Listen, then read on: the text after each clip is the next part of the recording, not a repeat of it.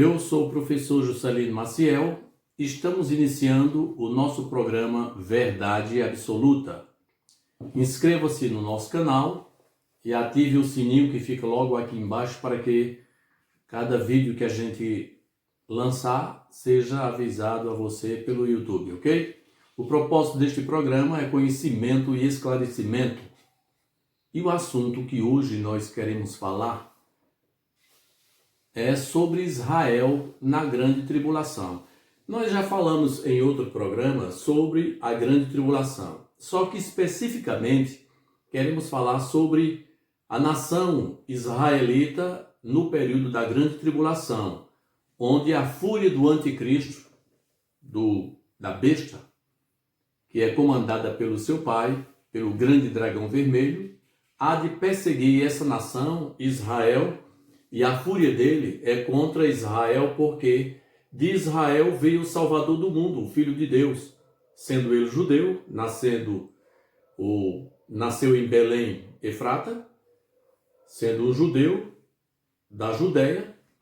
Satanás tem uma fúria e uma raiva tremenda sobre este povo, porque deste povo nasceu aquele que o derrotou, que o expôs ao ridículo, vencendo ele na cruz do Calvário, sem pegar nenhuma arma, sem ir para confronto algum, somente pelo amor. A sua vitória foi esmagadora sobre Satanás, o grande dragão vermelho que está dentro do contexto do nosso assunto. Israel e os gentios na grande tribulação. Os gentios é todo aquele povo que não tem Deus ou que se deixou levar pelas coisas do mundo e que não deram ouvido à palavra de Deus. Aconteceu na sequência o arrebatamento e eles ficaram juntamente com Israel, que também não creu, não aceitou e não deu ouvidos ao Evangelho da graça de Cristo, e por isso que ambos, judeus, ou seja, Israel e gentio, estarão na grande tribulação. A grande tribulação para Israel e gentios retrata perfeitamente o confronto entre o bem e o mal e a vitória final de Cristo, que há de culminar com a derrota do anticristo, que é o filho de Satanás. Apocalipse 12, 11. E eles venceram pelo sangue do Cordeiro e pela palavra do seu testemunho, e não amaram as suas vidas até a morte. Eles, os gentios, não amaram as suas vidas, assim também como Israel. Não todo Israel, segundo o texto bíblico, nem todos de Israel serão salvos, ou serão livres da grande tribulação, nem todos, e nem todos se salvarão, porque só o remanescente judeu, só esse é que será realmente salvo. O remanescente, a minoria daqueles que se diferenciaram entre os radicais de Israel e aqueles que ainda esperavam que Deus teria misericórdia deles e que não deixaria que eles fossem trucidados ou esmagados pela fúria do anticristo que há de surgir na terra.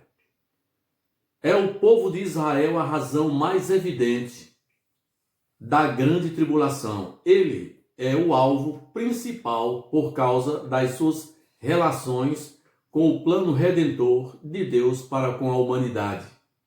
Israel foi escolhido para representar os interesses divinos na terra, mas, lamentavelmente, não foi fiel aos pactos e, por isso, houve a mudança no plano de Deus.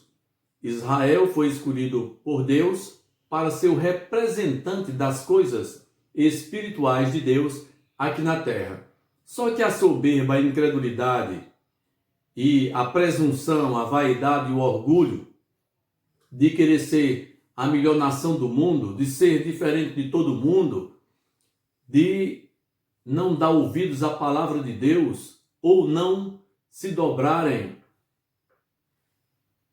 à palavra de Cristo, aquilo que Cristo trouxe para a salvação da nação judaica, eles deveriam ser o representante de Deus aqui na terra para todas as nações, já que Israel foi a nação escolhida por Deus para representar os propósitos de Deus aqui na terra. Mas a sua incredulidade e a sua dureza e a sua cervez chegou a um ponto que culminou em ser esquecido por Deus e deixado para trás, onde Deus trouxe de lá de fora, de pessoas ou de povos que não eram chamados povo de Deus, e deu a eles o direito de serem salvos e serem arrebatados, porque absolveram, receberam, creram na palavra de Cristo e se deram bem, enquanto Israel, com a sua incredulidade e idolatria, resolveram tomar um destino diferente, se deram mal. Sua desobediência, prevaricação e idolatria serão castigadas neste período tenebroso. No entanto, o propósito de Deus não é só lhes castigar pela sua impenitência, dureza de coração e incredulidade, mas também o de mostrar a sua fidelidade e amor para com o seu povo e para com a sua promessa, já que o próprio Deus fez uma promessa ao pai da raça judaica de Israel, que é começando por Abraão e depois Jacó e Isaac. Deus fez uma promessa e não pode invalidar esta promessa, mesmo com toda a incredulidade e dureza de coração da nação israelita, da nação judaica, que se rebelaram, e desde a saída do Egito já havia essa rebelião, já havia essa dureza de coração, quando muitos murmuravam durante o seu trajeto até chegar na terra prometida que Deus que havia prometido, que daria não só a eles, mas aos seus descendentes, essa terra, a terra de Canaã, a terra onde manava leite e mel. Mas a dureza de coração e a sua incredulidade e impenitência fez com que muitos morressem pelo meio do caminho e não chegassem ao destino que Deus havia prometido, que era a terra onde manava leite e mel, a terra prometida, a terra de Canaã. E só aqueles que não desobedeceram, aqueles que eram inocentes, chegaram nesta terra prometida por Deus. Mas a incredulidade de Israel vem desde o princípio, dos primórdios, quando eles foram entregues nas mãos de Faraó para serem castigados por 400 anos. E depois de 400 anos, Deus os tira da terra do Egito, da sua escravidão e da dura cerviz do chicote de Faraó, e mesmo assim não houve jeito para essa nação incrédula e perversa, povo de dura cerviz, segundo o próprio Deus diz. Gênesis 13, de 15 a 17. Porque toda esta terra que vês, te hei de dar a ti e a tua descendência para sempre. E farei a tua descendência como o pó da terra, de maneira que, se alguém puder contar o pó da terra, também a tua descendência será contada. Levanta-te e percorre essa terra no seu comprimento e na sua largura, porque a ti a darei. Deus fez essa promessa, começando ali nos primórdios por Abraão, disse que a ele daria aos seus descendentes a terra como possessão, né? E possessão eterna. E disse a Abraão que a sua descendência seria como a areia do mar, como as estrelas do céu que ninguém pode contar. Assim seria a descendência de Abraão. E daí passou para Jacó, e depois aí vem Isaac. E esse povo cresceu. E quanto mais cresceu, mais a incredulidade predominou entre eles, se tornaram rebeldes, rebeldes sem causa, porque não havia necessidade, quando Deus sempre deu a eles, sempre do bom e do melhor, se tornaram rebeldes. Gênesis 12, de 1 a 3. Ora, o Senhor disse a Abrão: sai-te da tua terra, da tua parentela e da casa do teu pai, para a terra que eu te mostrarei. E far-te-ei uma grande nação, e abençoar-te-ei, e engrandecerei o teu nome, e tu serás uma bênção. E abençoarei os que te abençoarem, e amaldiçoarei os que te amaldiçoarem. E em ti serão bem-vindas todas as famílias da terra. Deus fez essa promessa que não só daria a terra a eles, a terra como possessão eterna. A terra seria deles. Onde eles colocassem o pé, a planta do seu pé, seria deles. Uma terra onde mana leite e mel. Para você ter uma ideia, nesta terra, um homem só não conseguia carregar um cacho de uva. Havia necessidade de, no mínimo, 2 homens para carregar um cacho de uva, porque a terra era abundante e rica e frutífera. Uma terra que mana leite e mel. Mas a rebeldia de Israel foi sem limites. A incredulidade de Israel será quebrada no momento exato da grande tribulação, pois eles não terão mais como suportar e enfrentar aqueles dias, meses e anos de tanto sufoco, sofrimento. Então clamarão por socorro e o Deus ouvirá o seu clamor, o Deus do céu ouvirá o seu clamor, dor e pranto. Chegará um limite, chegará um período, esse período da grande tribulação, onde eles não suportarão mais. Se nós formos voltar desde os primórdios do início dessa nação, o que eles passaram? Passaram no Egito 400 anos, passaram em muitos outros impérios, como o Império Babilônico, o Império Medo-Persa, o Romano, o Grego. Esse povo vem sofrendo ao longo de muitos séculos, de muitos e muitos tempos. E, agora há pouco, há anos atrás, só Adolf Hitler eliminou da face da terra mais de 6 milhões. Então é um povo que é odiado onde chega pela sua dureza de coração, pela sua incredulidade. Deus tem entregado muitas vezes essa nação para ser castigada, para ver se ela muda, mas parece que nada faz com que ela faça ou promova mudança entre eles.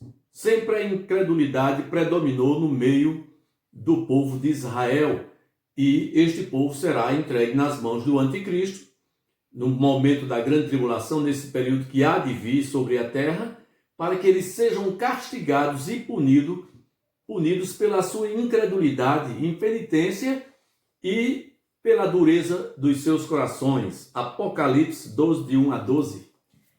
E viu-se um grande sinal no céu, uma mulher vestida de sol, tendo a lua debaixo dos seus pés, e uma coroa de 12 estrelas sobre a sua cabeça. E estava grávida e com dores de parto, e gritava com ânsias de dar à luz.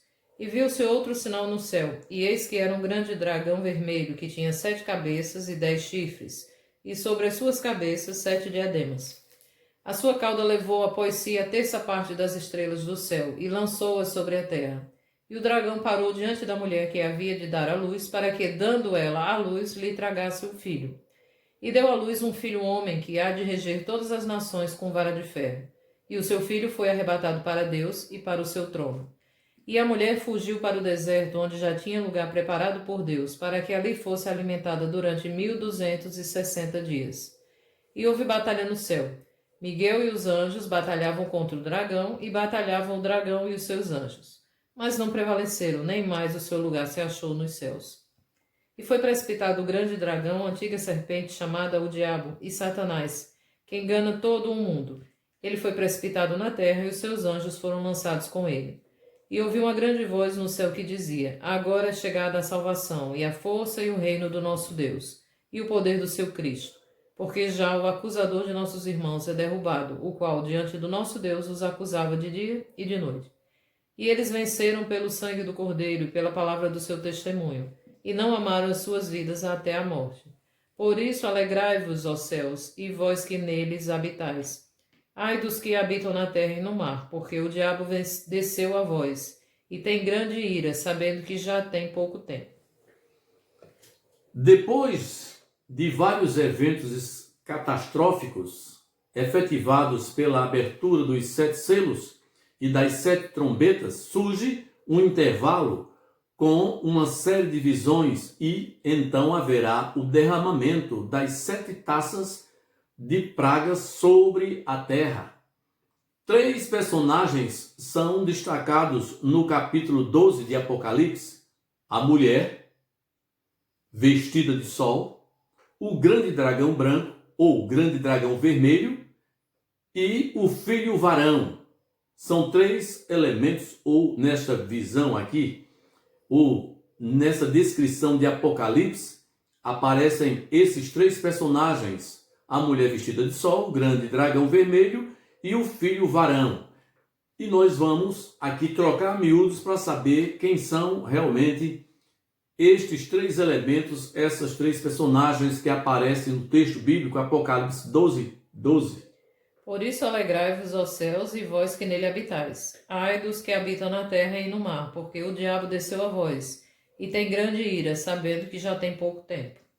Bem, quem é a mulher vestida de sol? Segundo o que acabamos de ler, há várias interpretações e correntes de entendimento. Todavia, a interpretação teológica correta e mais perfeita neste entendimento do texto bíblico é uma só. Interpretações são várias.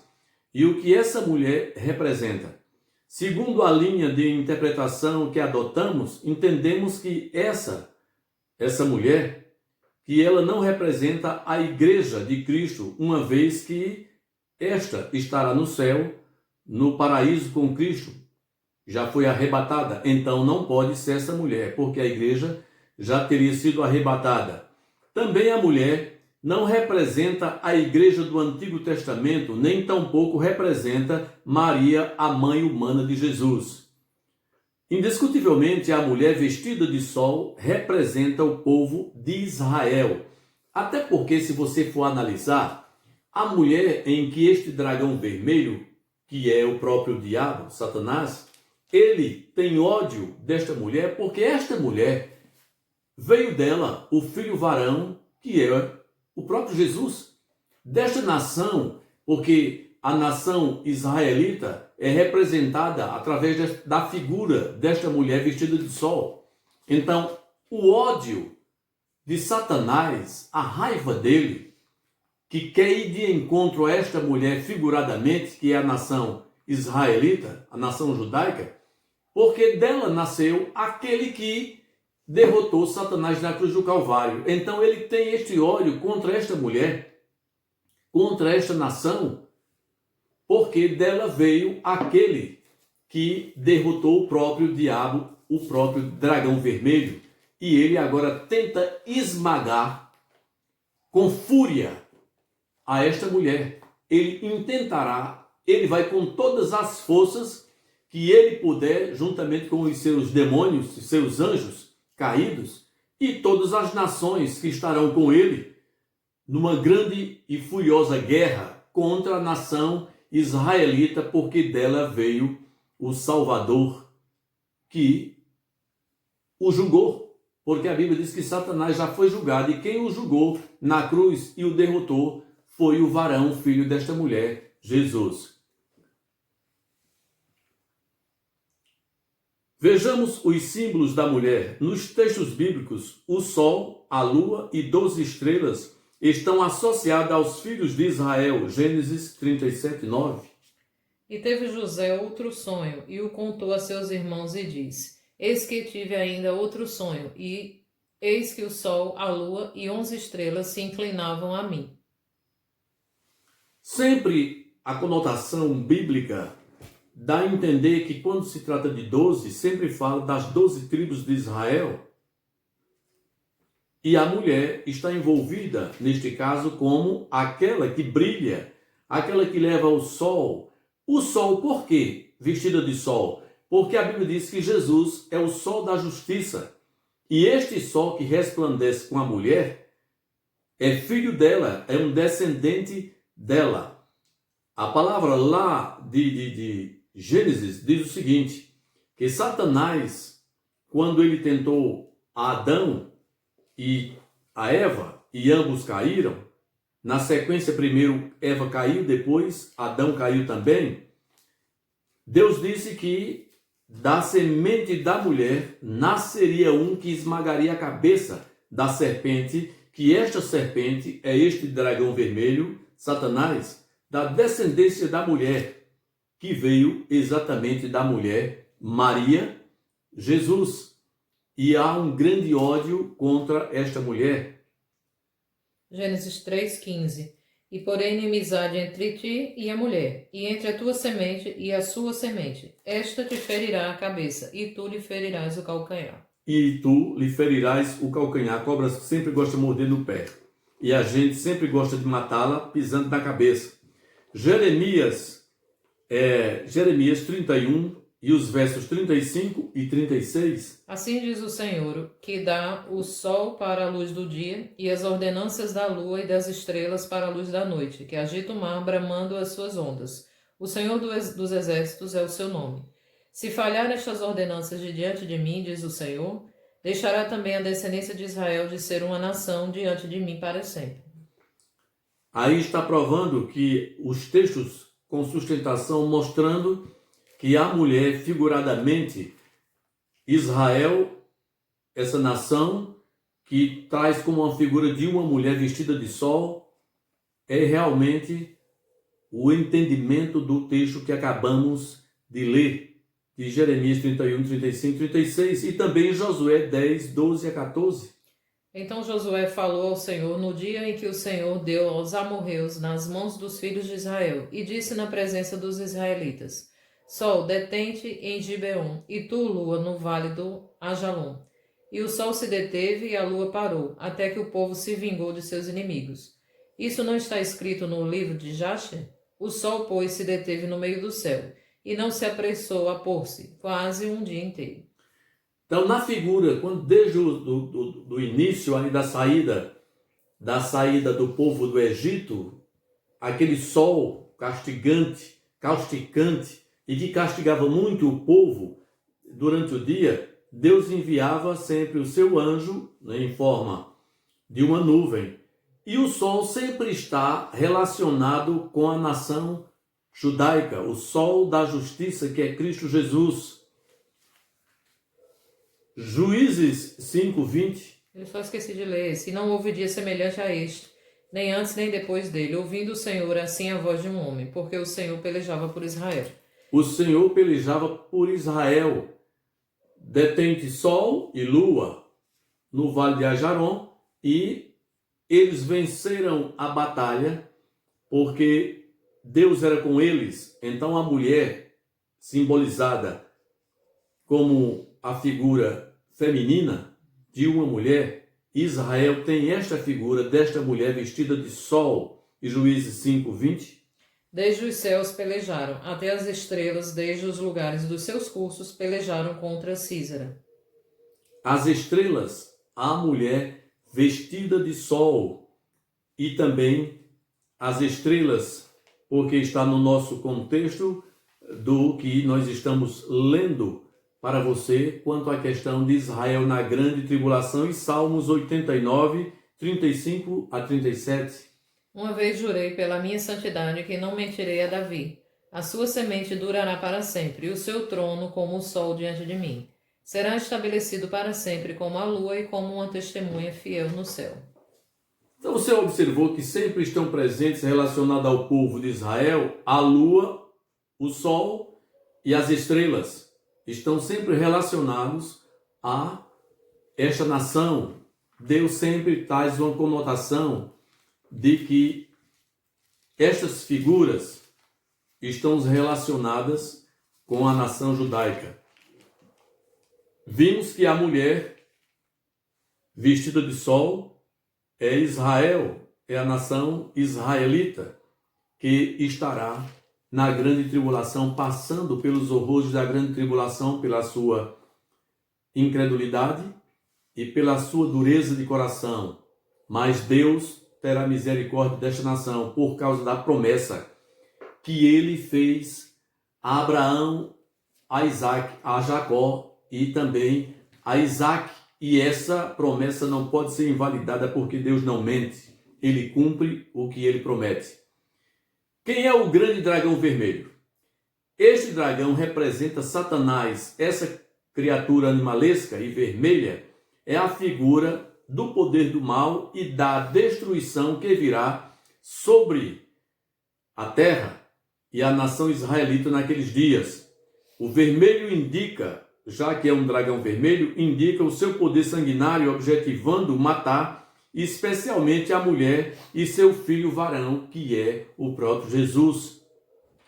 Ódio de Satanás contra a mulher que deu à luz, a nação que deu à luz a Jesus. Jesus veio desse povo, assim como Jesus é um judeu, é um israelita, ele veio desse povo e Satanás agora tenta ir de encontro a esta mulher. Até porque Satanás tentou de todas as formas matar o filho varão. Desde o seu nascimento, quando Jesus nasceu, ele tentou eliminar Jesus ainda um garoto de colo, um garoto ainda que estava no colo da mãe, ele tentou eliminar.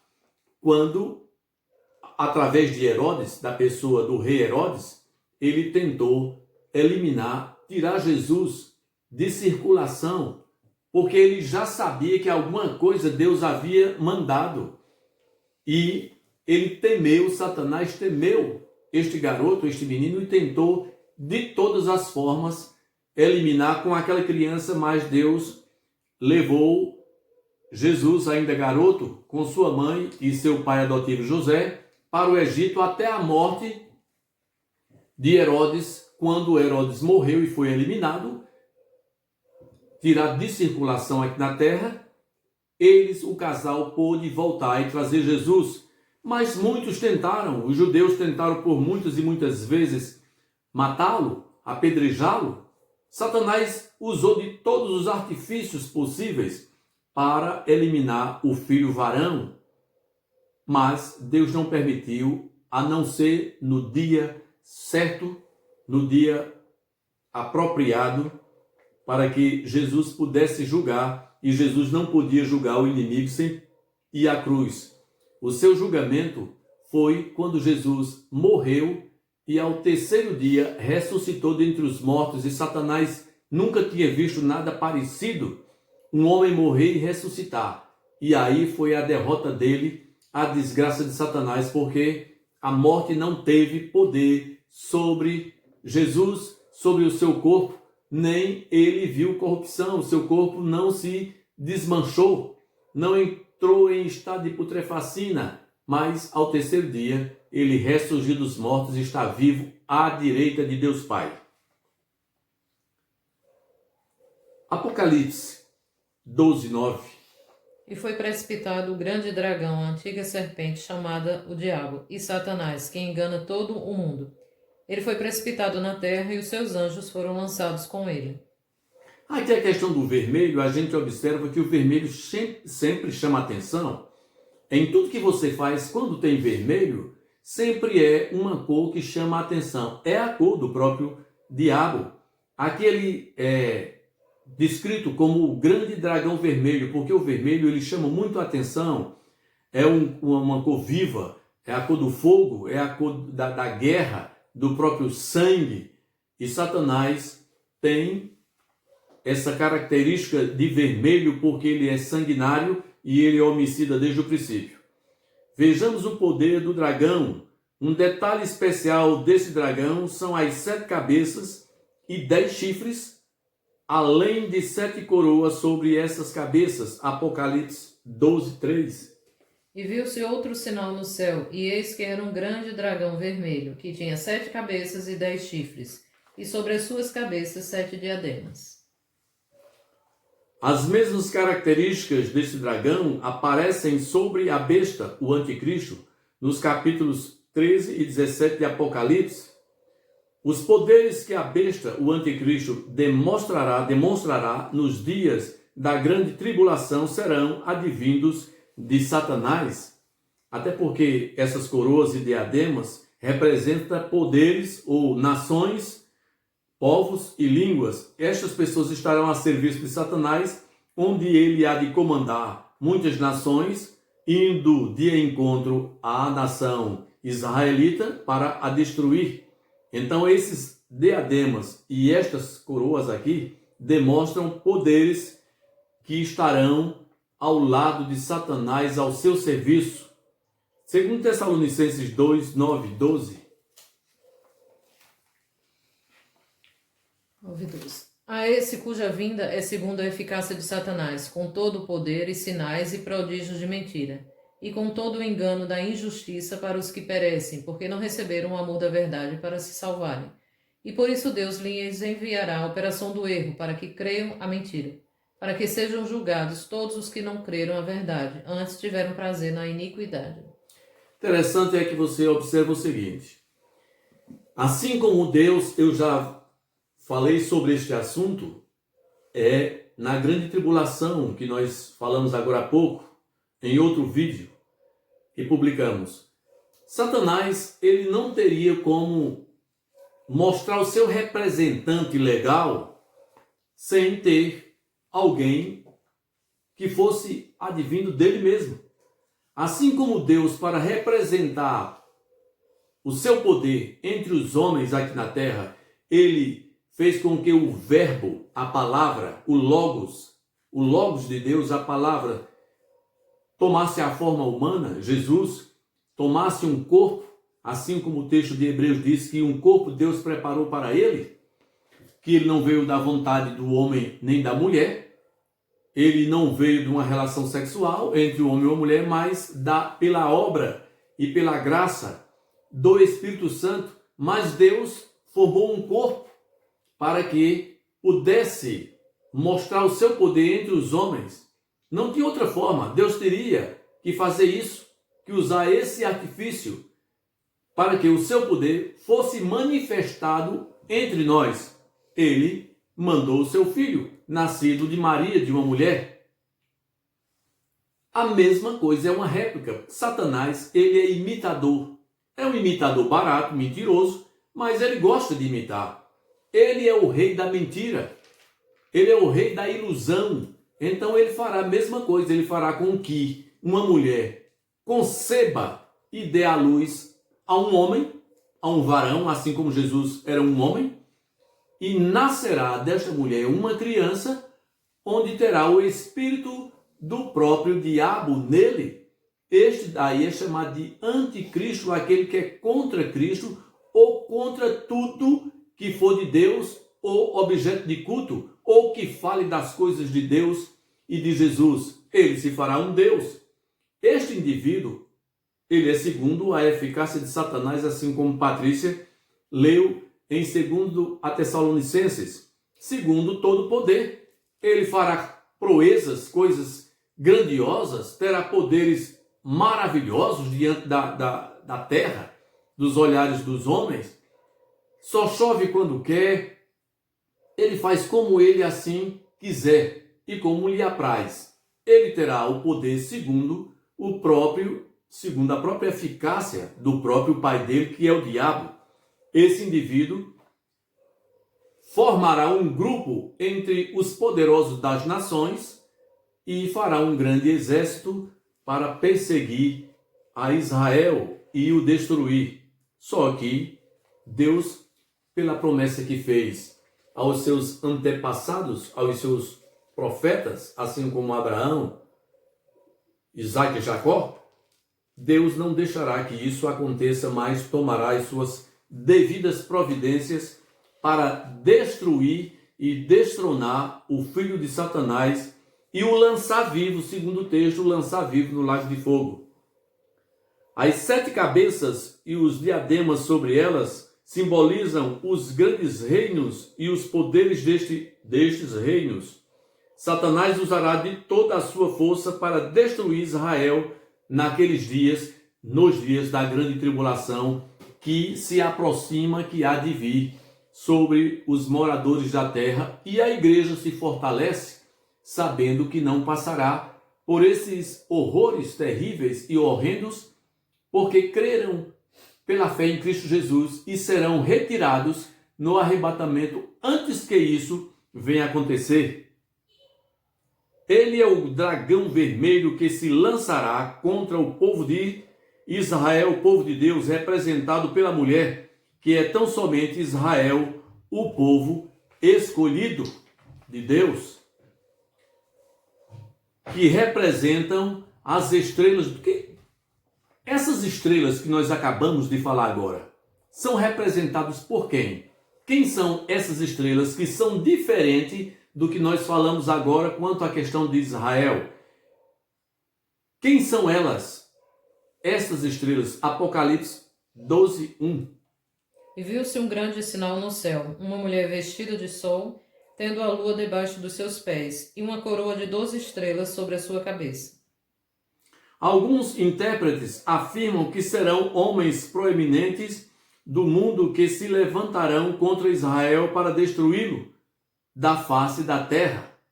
Porém, a interpretação mais aceitável indica que se trata de demônios sobre a égide de Satanás, os quais, lançados sobre o mundo, promoverão grande desordem moral, social e espiritual no seio da humanidade. E o filho varão, quem será? Apocalipse 12, 5. E deu à luz um filho homem que há de reger todas as nações com vara de ferro. E o seu filho foi arrebatado para Deus e para o seu trono. Quando Satanás tentou destruir Jesus e não conseguiu, ele achou que com a morte de Jesus, com a morte de Cristo na cruz, ele teria vencido. Então se passou pela cabeça de Satanás que com a morte de Jesus, assim como todo mundo morre e é destruído pela a terra. Você é pó e ao pó você volta e se transforma em pó. E ele, Satanás, ele tinha essa convicção, essa certeza que Jesus também, como muitos homens e toda a humanidade, se transformaria em pó. Só que, ao terceiro dia, Jesus ressurgiu dentre os mortos e foi arrebatado para os céus. Ele foi ascendido, ele subiu aos céus com o seu corpo e se assenta à destra de Deus e está hoje assentado à destra de Deus.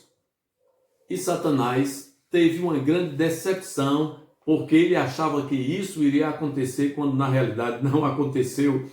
E o nosso Salvador Jesus está vivo e vivo por toda a eternidade, de séculos em séculos sem fim. Na verdade, os intérpretes divergem aqui. Há os que afirmam se tratar da igreja, o filho varão, mas equivocadamente outros entendem que se tratam dos mártires da grande tribulação e outros afirmam que este filho varão representam o remanescente judeu de então.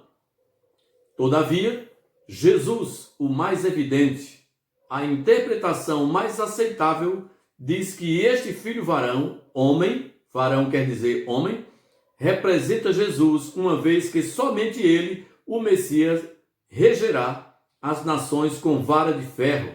Salmos 2, de 1 a 12. Porque se amotinam os gentios e os povos imaginam coisas vãs. Os reis da terra se levantam e os governos consultam juntamente contra o Senhor e contra o seu ungido, dizendo: rompamos as suas ataduras e sacudamos de nós as suas cordas. Aquele que habita nos céus se rirá, o Senhor zombará deles. Então lhes falará na sua ira e no seu furor os turbará. Eu, porém, ungi o meu rei sobre o meu santo monte de Sião. Proclamarei o decreto. O Senhor me disse: tu és meu filho, eu hoje te gerei. Pede-me e eu te darei os gentios por herança e os fins da terra por tua possessão. Tu os esmigalharás com uma vara de ferro, tu os despedaçarás como um vaso de oleiro. Agora, pois, ó rei, sede prudentes, deixai-vos instruir, juízes da terra. Servi ao Senhor com temor e alegrai-vos com tremor. Beijai o filho para que não se ire, e pereçais no caminho, quando em breve se acender a sua ira. Bem-aventurados todos aqueles que nele confiam. E Apocalipse 12, 5. Apocalipse 12, 5. E deu à luz um filho, um homem que há de reger todas as nações com vara de ferro, e o seu filho foi arrebatado para Deus e para o seu trono.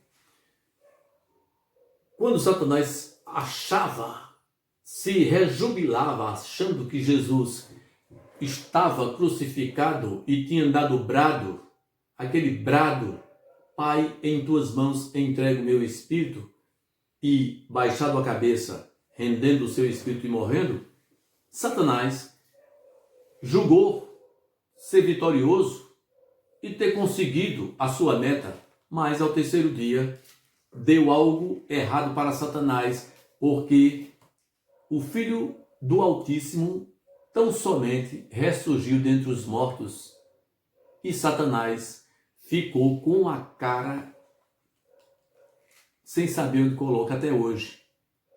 Esse ódio, essa raiva cairá sobre a nação israelita, porque desta nação veio o Salvador, aquele que ressuscitou, aquele que morreu, ressuscitou, aquele que julgou as obras maléficas de Satanás, que o expôs ao ridículo, ridicularizou ele na cruz do Calvário, expondo ele diante dos seus próprios demônios e diante de toda a humanidade, o expôs ao ridículo, vencendo e triunfando na cruz do Calvário para a glória e honra de Deus Pai.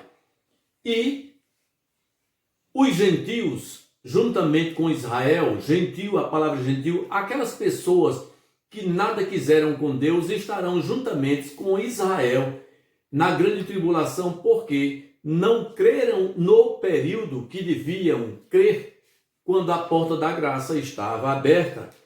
Enquanto a porta da graça, que é a palavra de Deus, foi anunciada aos corações gratuitamente, muitos não quiseram.